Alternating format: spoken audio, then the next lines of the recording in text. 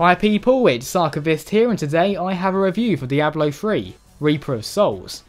When Diablo 3 launched in 2012, the game was in a sorry state, due to server issues, an unwelcome auction house, and confusing errors.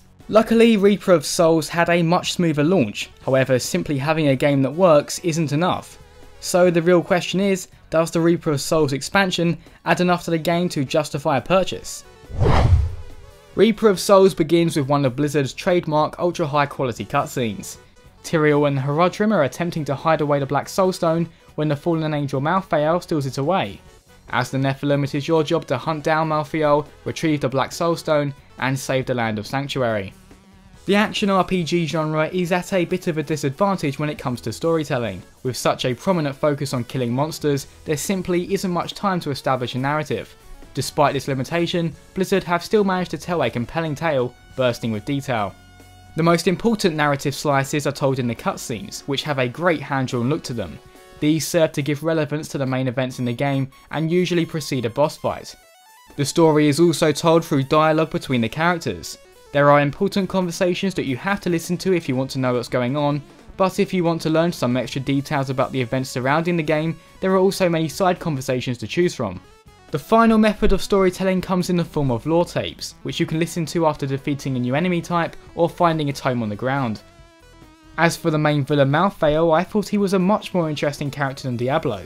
Demons are inherently evil, so you don't really need to explain why they are trying to destroy the world, it is simply in their nature. However, in the case of a corrupted angel, there is at least an explanation behind Malthael's motivations. It is critical for the gameplay of an action RPG to succeed in making you feel powerful, and luckily Reaper of Souls doesn't disappoint. If you have played through Diablo 3, you already have a good understanding of what to expect here. However, there have been a few changes. First off, the auction house has now been removed entirely. This means that because the emphasis on trading has been relaxed, loot drops are much more likely to be specific to your class of choice. Prior to this change, it was far too common for my wizard satchel to be filled with demon hunter cloaks that I had no use for other than to sell or break down. In Reaper of Souls, you now get access to new active and passive abilities. For example, the wizard can now summon a black hole, which drags surrounding enemies into one place so they can be dispatched with ease. We also have a brand new class known as the Crusader, a holy warrior that favours heavy armour and shields. I've only played as the Crusader briefly, but from what I can tell the class falls somewhere between a monk and a barbarian. I've also noticed the special mobs have some new abilities, which can make fighting them a true challenge at times. Diablo's graphics are a bit of a mixed bag. From a technical perspective they aren't very impressive, however from an art style point of view they are very well done. Although Diablo 3's previous acts each had a great look to them, I think Westmarch may be the best looking location in the game so far. Everything about it screams Diablo, from the desolate streets to the abandoned houses. One thing that did bother me though was that the dominant grey overtones never go away throughout the whole of Act 5.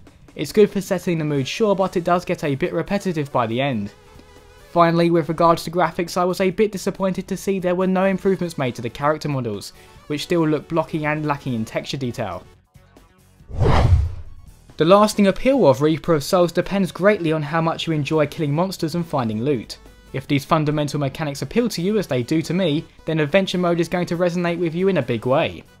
In this new mode you can go anywhere in the whole of Sanctuary and the High Heavens, completing bounties that unlock blood shards. Once you own enough blood shards you can turn them in for powerful items.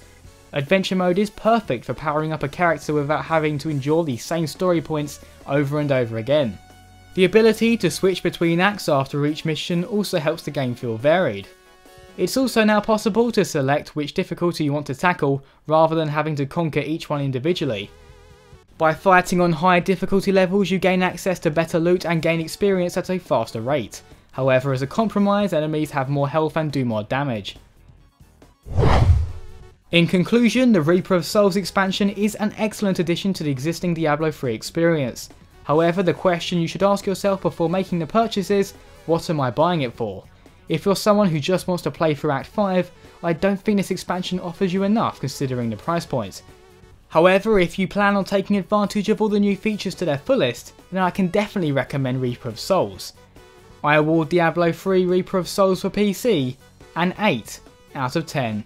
As always people, thanks very much for watching and see you next time. Subscribe to the Archivist 42 channel for gaming top 5s, reviews and more.